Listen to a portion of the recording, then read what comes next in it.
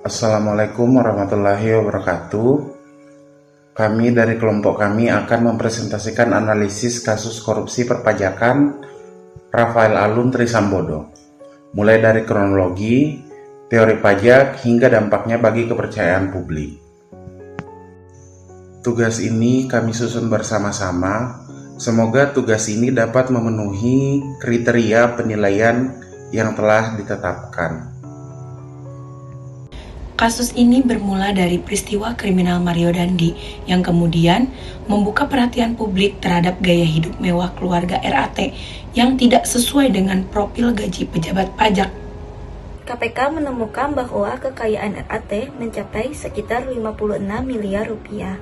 Angka ini dianggap tidak wajar sehingga memunculkan dugaan gratifikasi dan pencucian uang.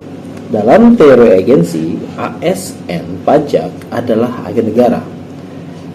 RAT telah mengkhianati fiduciary duty karena menerima gratifikasi untuk memanipulasi hasil pemeriksaan pajak.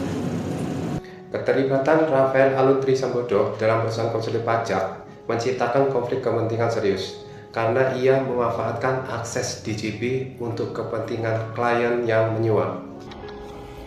Korupsi Rafael Alun Trisambodo menyebabkan ketidakadilan pajak, karena wajib pajak besar dapat menghindari kewajiban, sementara masyarakat patuh tetap membayar penuh. Kasus ini menghancurkan kepercayaan publik. Seruan stop bayar pajak menunjukkan trauma sosial dan ancaman serius terhadap voluntary compliance. Setelah viralnya kasus Mario Dandi, investigasi berkembang cepat. RAT dicopot, ditetapkan tersangka gratifikasi, hingga akhirnya didakwa juga atas pencucian uang.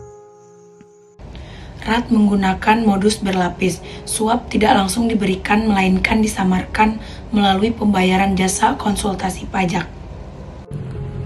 PT Arta Mega Eka Dana menjadi alat utama penyamaran gratifikasi, sehingga aliran dana tampak seperti transaksi profesional biasa. TPPU dilakukan untuk menyamarkan asal uang suap melalui pembelian aset atas nama keluarga dan penyimpanan dana tunai. RAT dijerat pasal 12B Undang-Undang Tipikor karena menerima gratifikasi yang terkait dengan jabatan dan tidak dilaporkan kepada KPK. Undang-Undang Tindak Pidana Pencucian Uang memungkinkan penyitaan aset yang tidak sesuai profil penghasilan, sehingga menjadi instrumen utama pemiskinan koruptor. Kerugian negara yang terbukti mencapai lebih dari 10 miliar rupiah dengan kewajiban uang pengganti dan pidana tambahan jika tidak dibayar.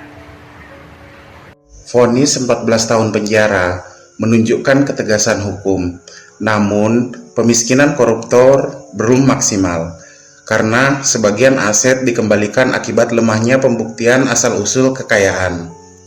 Sebagai penutup, kasus RAT menjadi pengingat bahwa reformasi perpajakan tidak cukup hanya dengan hukuman berat, tetapi harus diperkuat melalui audit kekayaan, pengawasan independen, serta penegakan follow the money, agar kepercayaan publik bisa dipulihkan secara berkelanjutan. Terima kasih.